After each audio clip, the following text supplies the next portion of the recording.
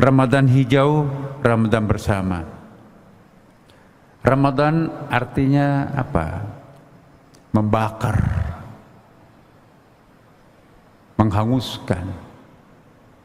Kenapa disebut membakar? Banyak teorinya, tetapi yang pasti bahwa diantaranya disebut Ramadan ini bulan membakar karena membakar hangus seluruh dosa-dosa yang pernah kita lakukan selama 11 bulan yang lampau. Man shoma ramadhana imanan wa ihtisaba ghufira lahu ma taqaddama min dhanbi. Barang siapa yang berpuasa dengan penuh ketulusan lillahi ta'ala, maka diampuni seluruh dosa-dosanya di masa lampau. Luar biasa kan?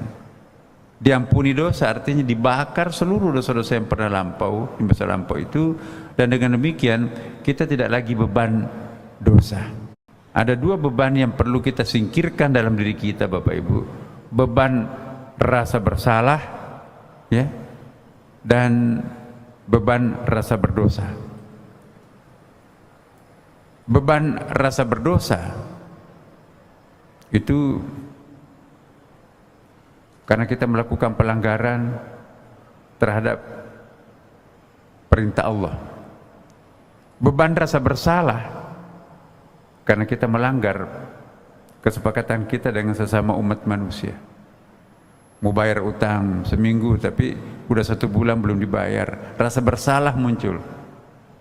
Tapi melakukan dosa, misalnya selingkuh, zina, berbohong, fitnah, itu rasa berdosa. Selama orang itu dihinggapi rasa bersalah dan rasa berdosa, tidak akan pernah tentram menjalani kehidupannya. Dunia ini melelahkan, dunia ini penuh dengan beban. Tapi cobalah Bapak Ibu sekalian, singkirkan dirinya dari rasa bersalah. Tidak ada dosa sesama umat manusia, tidak ada dosa dengan sesama makhluk, tidak ada dosa terhadap binatang, tumbuh-tumbuhan, dan alam semesta. Ditambah lagi tidak ada dosa dengan Allah Subhanahu wa taala. Ringan beban hidup ini, tentram dan tenang hidup ini, tidak ada yang ngejar-ngejar. Pada malam bulan suci Ramadan ini kita bertekad, insya Allah selama 1 bulan penuh ini kita akan membakar seluruh dosa-dosa kita semuanya. Kita juga akan mencoba menunaikan hajat dan kewajiban kita sesama umat manusia, bayar utang, minta maaf kalau kita pernah menyakiti hati seseorang, dan semua pelanggaran-pelanggaran kemanusiaan yang lain, ya kita minta maaf. Maka bulan Ramadan ini betul-betul akan membakar beban-beban masa silam yang pernah membebani kita, dan kita akan lepas kayaumi waladathu ummu, bagaikan bayi yang baru lahir dari rahim ibu tanpa dosa sekecil apapun. Ini yang kita harapkan. Ramadan hijau, Bapak Ibu sekalian. Apa itu hijau? Biasa diartikan sebagai simbolik daripada kesejukan. Jannah itu surga. Apa artinya jannah? Jannah itu dari bahasa Arab itu dari akar kata janana. Janana itu dalam ilmu bahasa Arab itu kalau berurutan 2 huruf itu biasanya ditasdik menjadi jannah. Radadah menjadi raddah. Janana menjadi jannah. Ya. Jadi jannah artinya apa? Biasa diartikan dengan taman. Tapi arti dasarnya janana ialah menutupi. Makanya itu orang gila disebut majnun dari akar kata janana. Kenapa? Akal normalnya tertutup. Ya. Dari akar kata yang sama jin. Kenapa jin disebut jin? Dari akar kata janana karena terlindung. Kita nggak pernah melihat jin. Ya. Dari akar kata yang sama juga lahir kata janin. Kenapa disebut janin? Karena terlindung, kita nggak bisa melihat kasat mata, ya kan? Maka itu disebut janin. Kalau sudah keluar dari rahim ibu disebut bayi. Jadi janin. Kenapa disebut jannah? Karena ada tumbuh-tumbuhan yang menutupi gundulan-gundulan tanah. Jadi itulah disebut jannah, surga, karena ada taman-taman yang menutupi gundulan-gundulan tanah. Jadi kalau Bapak Ibu dari Mekah ke Madinah atau Madinah ke Mekah di musim panas, coba lihat, tengok kanan kiri itu, gunung-gunung di sana itu kan telanjang, tidak ada rumputnya, bahkan kalau siang bolong itu merah seperti terbakar gunung itu, ya. Tapi kalau kita lihat ke Bogor, ke puncak, ya, bukan main, hijau tuh. Kita tidak melihat gundulan di puncak, semua tertutupi oleh kebun teh, indah sekali. Maka itu disebut jannah, itu taman, taman surga. Taman itu artinya ya pepohonan yang menutupi gundulan tanah. Di dalam Al-Quran dipinjam istilah jannah karena itu membayangkan sebuah kesejukan. Makanya itu Bapak Ibu, kalau orang Arab diperdengarkan jannatin tajri min tahtihal anhar khalidina fiha abadan, ya, surga itu adalah taman yang menutupi gundulan tanah tadi, ya. Ada taman-taman, di sela-sela taman-taman itu ada air jernih yang mengalir. Apalagi di surga, di samping taman itu ada yang mengalir air jernih, juga ada bidadari.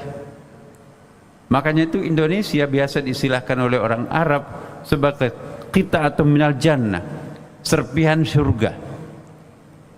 Itu bahasa Arabnya qita'atun minal jannah, karena jannah, surga, dalam lukisan bahasa Arab dalam Al-Quran itu ada sebuah taman-taman. Di sela taman-taman itu ada air bening mengalir, dan di samping taman itu juga banyak bidadari. Nah, kalau orang Arab itu ke puncak, lukisannya itu seperti membayangkan surga, bukan main. Ada taman yang sangat indah di Bogor sampai ke puncak, ada air yang mengalir, ya. Maka itu juga banyak saudara-saudara kita dari Arab itu kawin di sana, merasakan betul-betul Indonesia itu qit'atun minal jannah, serpihan surga.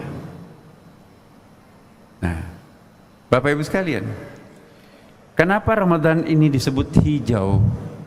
Karena ia membuat kita itu merah, ego, ya. Jadi kalau merah itu simbol daripada struggling, kalau hijau itu simbol daripada nurturing.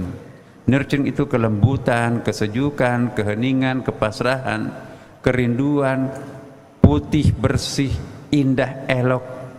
Itu al-hadarah namanya, itu hijau, ya. Tapi kalau struggle, merah, struggle, merah artinya berani, jantan, maskulin. Nah, agama Islam sesungguhnya, dan bahkan semua agama, mengajak umatnya itu untuk menjadi hijau, jangan menjadi merah. Dalam arti begini, kalau kita merah darah membara, itu jalaliyah kita menonjol.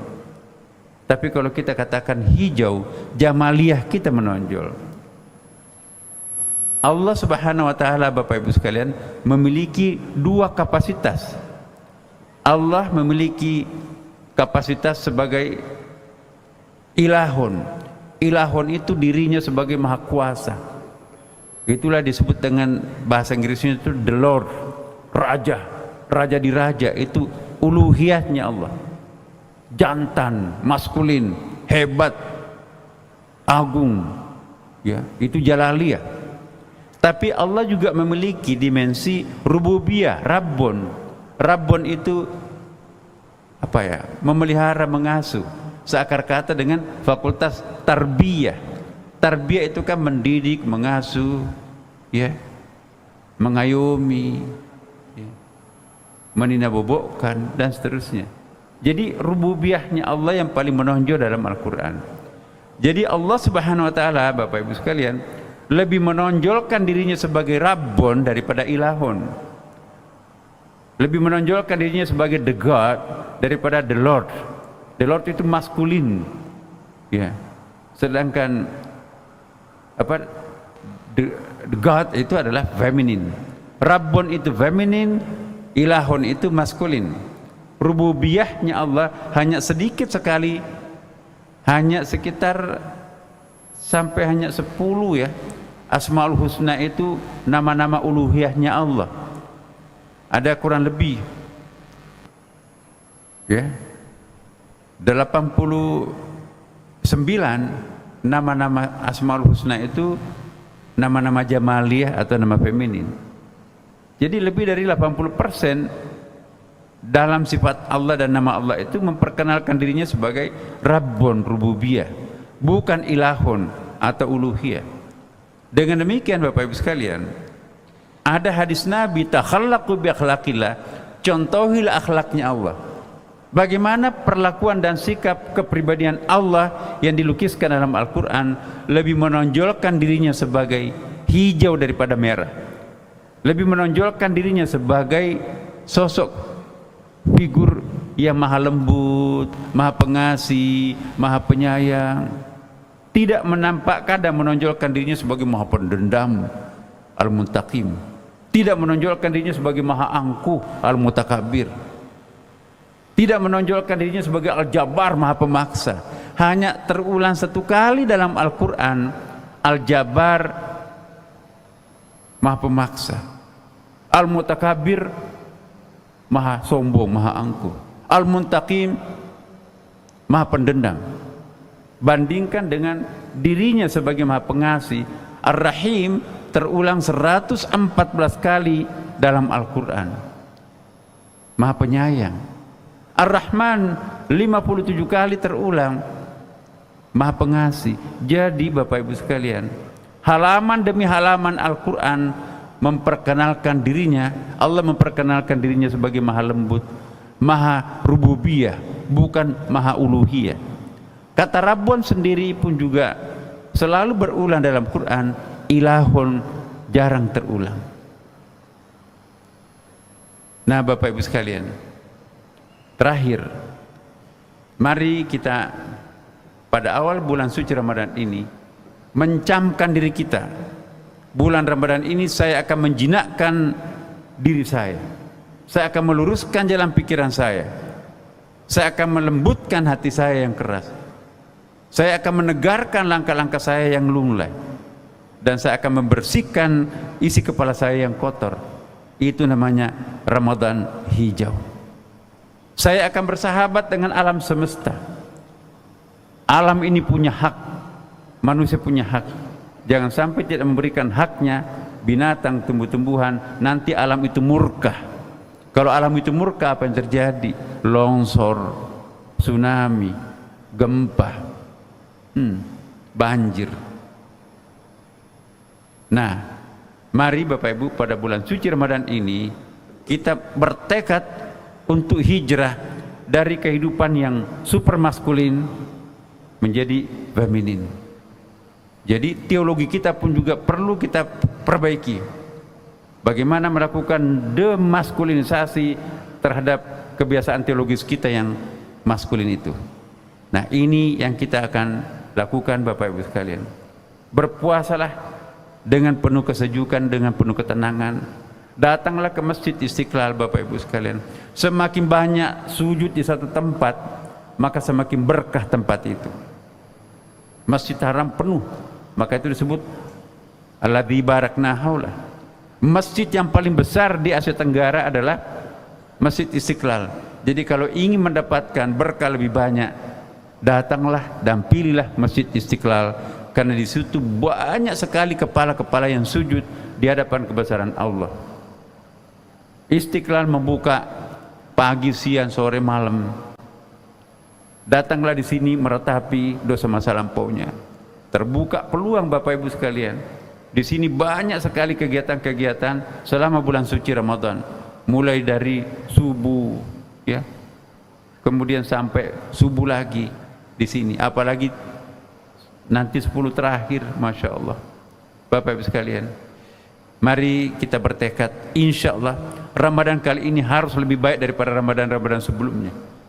Kalau bulan Ramadan ini tidak mampu menyadarkan diri kita, apalagi yang akan kita tunggu menjinakkan diri kita. Demikianlah Bapak Ibu sekalian, selamat menunaikan ibadah puasa dengan harapan semoga Allah menjinakkan pikiran liar kita, merangkul diri kita menjadi orang yang lebih lembut dan lebih halus, tidak suka marah dan tidak suka mengganggu orang lain, tapi kita dekat dengan Allah, pasrahkan diri kita kepada Allah. Demikian, wassalamualaikum warahmatullahi wabarakatuh.